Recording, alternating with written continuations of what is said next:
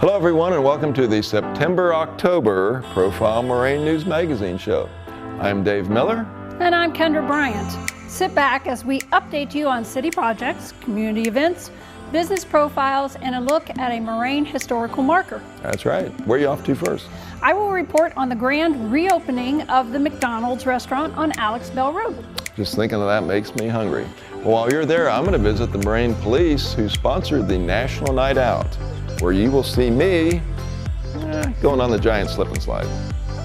And I will meet with the Moraine Fire Division and get a sneak preview of their new inflatable rescue boat, which will safely take firefighters onto deadly low dams to perform rescues. And in addition to all of that, we have a few more interviews and updates on many projects and business developments right here in Moraine. All that and a lot more on this edition of Profile Moraine.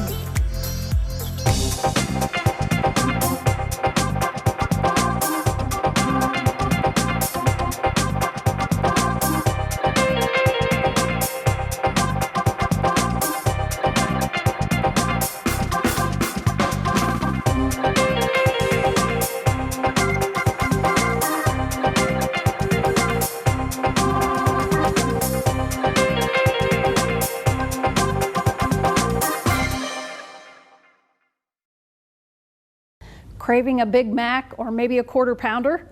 Let's visit our neighborhood McDonald's on Alex Bell Road and view the new renovation. Yeah, so we're really excited about that. This is something that happened about a month and a half ago. So it was a 6-week project where it was a total exterior and interior renovation, including an expanded kitchen. So it really brings us into the 21st century with not just the look, but with the experience for the customer. Yeah, so obviously McDonald's is being very intentional about the look and the feel of our restaurants, but it's really about the guest experience. So this is about bringing technology into the restaurants and making it easier for the customer to use us and giving them more options. So along with the look and the feel of the restaurant and making it more modern and comfortable, it's also about bringing in the outdoor digital menu board, the indoor digital menu board, the self-ordering stations on the inside. So we also have Uber Eats delivery. August 28th, we start DoorDash delivery in this restaurant. We have curbside delivery, so a customer can order from their phone. They don't even have to come into the restaurant, we'll bring it out to them.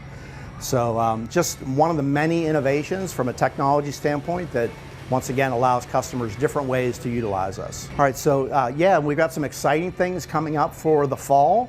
So next up for us is the spicy barbecue tenders and a spicy barbecue sandwich. Those are next, and then in the October time frame, we're bringing back our delicious donut sticks, and we'll also be introducing a cinnamon latte. So love for everybody to come out and try that.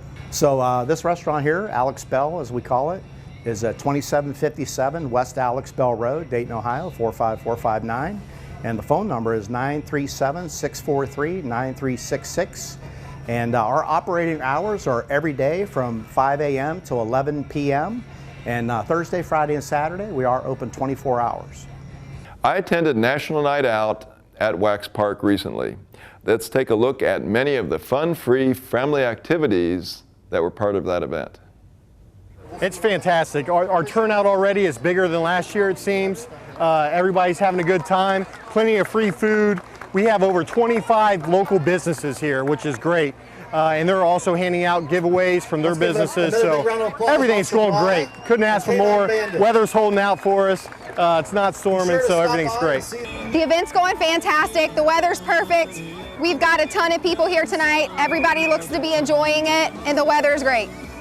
And now let's visit with City Planner Mike Hammes up at the Pinnacle Ridge subdivision site as we get an update on that project. Well, Pinnacle Ridge Section 1 is finishing up. We do just have a couple lots still available, a couple of houses yet to build in Section 1. And by the end of the year, you will see Section 2 open for business. We have roads going in the next few weeks. Ryan Homes is working on the mix of products that they'll have in Section 2 for those 65 lots. One of the neat things I like about the way Ryan is doing things is whenever they sell a home, they talk to the homeowner a few months later after they've been living in the home for a while, after they've gotten an idea of how the house feels when they're actually staying there. And based on the feedback they're getting from our customers here in Section 1 and from other developments using similar products, they're actually going to change a bit of how the products are going to be available for Section 2. So the houses down there will have some different options, some different designs, but we're really looking forward to showing off what Section 2 looks like. And I know Ryan is really excited to get people in some houses down there. So today we're going to talk to the Moraine Fire Department and check out their fleet of boats that they have, especially this new one that I'm sitting in. Check it out. Ever since I got here in the 80s, Moraine has had metal boats. They are great boats. They're a little bit heavy, but they're very durable. They are manpower intensive because of their weight. When I first got here in the 80s, we had multiple trailers for the boats, which required multiple vehicles to pull them down to the river. The only place we could launch them was at the boat ramps, which makes sense, but we may not, that's not where our victims may be. If they're on the other side of the dams, then we have to go into other jurisdictions to launch boats. So we were looking something that was easier for us to move around. One of the things we did a few years ago was we bought one of the inflatable boats, which is a lot lighter, requires less manpower to move around, but it doesn't have a motor attached to it. So we have to get the boat off of the top of it, grab one of the motors from the front, again, which are very heavy. If we're not at a boat ramp, if you're familiar with our river, most of them are quite a long ways from where we have vehicle access to the water, so the guys have to carry them a long way. So we were looking for something that was a little bit lighter, that didn't have a motor attached to it, so that we would have less manpower and be able to get in the water and effect a rescue. So that's the story of our older boats. That's why we purchased a new boat, which you'll hear about in a minute from Deputy Chief Vitale. 2007, the Hamilton Fire Department had 2 firefighters that were nearly killed using the same techniques that we use, which is a 2-boat tether. So we've been trying to find a safer way to go ahead and do these rescues. So last year we found out about this boat, had them come out and demonstrate the boat to us. 2019, we purchased the boat and we've been started training. We had them come out earlier this year when we first got the boat. They're going to come back out in the fall. We're going to have another session with them. The advantages of this boat is that we can put it into the low head and it will not flip over. It might tip, but the advantage is the top pieces that you can see there that go out is the entire width of the bottom of the boat, and that will, once it tips over into the water, we're able to ride it back up. We're able to tie a rope to it and have that as our backup versus another boat, so we can pull it back to shore by hand. We'll still have a second boat in the water as a safety in case anybody gets washed out of the boat and downstream. We can grab them out of there, or even we can go up and attach to them and pull them out. But for the most part, we're going to use one boat tethered to the shore. We can pull them back in. There'll be 2 people operating it. One is going to be at the bottom of the boat in the front. The other one's in the chair that you can see there. They're the person that's going to be rowing. We can, if we determine that we want to, add a boat motor to it. The problem that we have is low water levels. We can't use a boat motor up there. That was one of the problems with a 2-boat tether. We can't turn because we're hitting these concrete pilings that are in the water. The person in the front seat, it will be the rescuer. So they can, once we get up close to the victim, they'll reach over, grab the person out, bring them back into the boat. Both of them are tethered to the boat. The rescuers that are in the boat are tied to it, so they can't be tossed out if it does tip over, and get underneath of the boat and get themselves back into it so they can lean out, grab the person with both hands and not have to hang on to the boat. So this boat is a new addition to our fleet, and we are very happy to have it. It's going to make our jobs that much safer, and hopefully if the need arises, we'll be able to make that rescue. And now it's time for our news magazine portion of the show with short news events and updates from around Moraine. Moraine residents are excited as construction ramps up at the new Kroger Marketplace site on Springboro Pike. Treasure Island Supper Club at 4250 Chief Woods Lane celebrated its 58th anniversary. It is known for its delicious salads, steaks, and chops. The popular restaurant has seen through the years the nearby Frigidaire plant become General Motors assembly plant, and now Fuyao. Moraine welcomes a new hotel at former Knights Inn property on Dryden Road. The new hotel will be renamed the Red Roof Inn Dayton-Moraine/University of Dayton.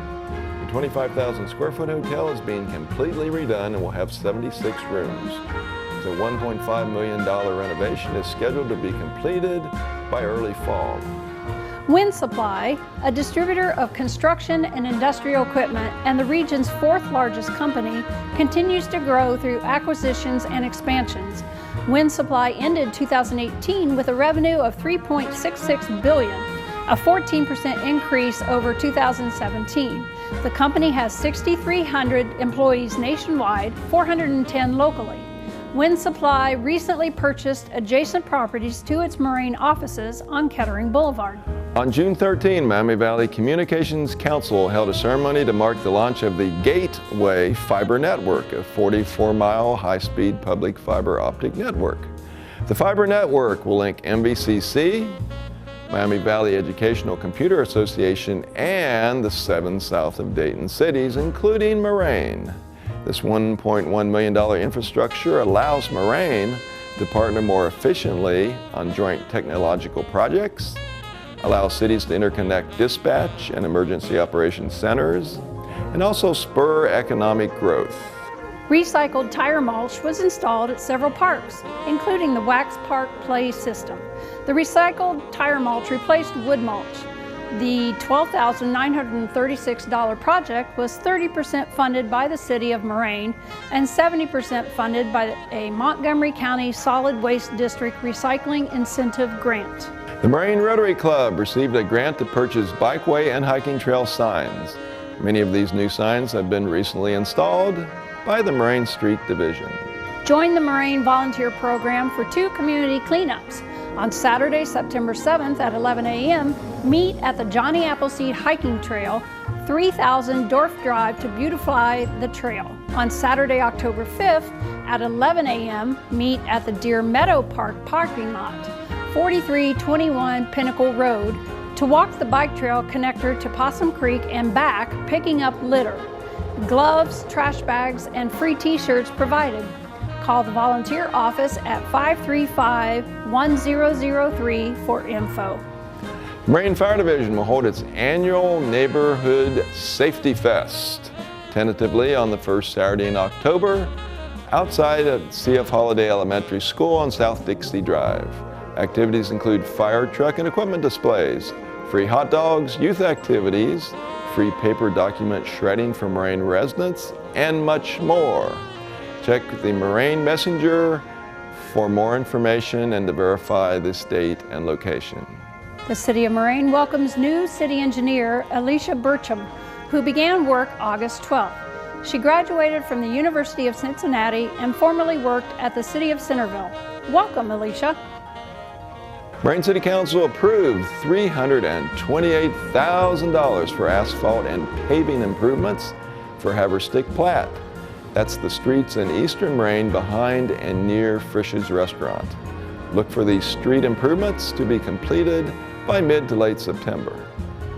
This month's Moraine historical marker is Delco Light. Owners of the Moraine Development Company, Charles Kettering and Colonel Edward Deeds, formed the Dayton Laboratories Company, Delco, and experimented with the starting, lighting, and ignition systems for automobiles. After inventing the self-starter, Delco manufactured the systems. In 1915, Kettering invented the Delco light set, which enabled isolated farms previously lit by kerosene, candles, or gas, if available, to utilize electricity. The sets were manufactured in a building on Springville Pike in Moraine, which was later used by the Frigidaire Company for the manufacture of self-contained refrigerators. Well, that wraps up our September-October edition of Profile Moraine. Thanks for tuning in. Join us next time for more interesting businesses and happenings in the City of Moraine. See you next time. Bye.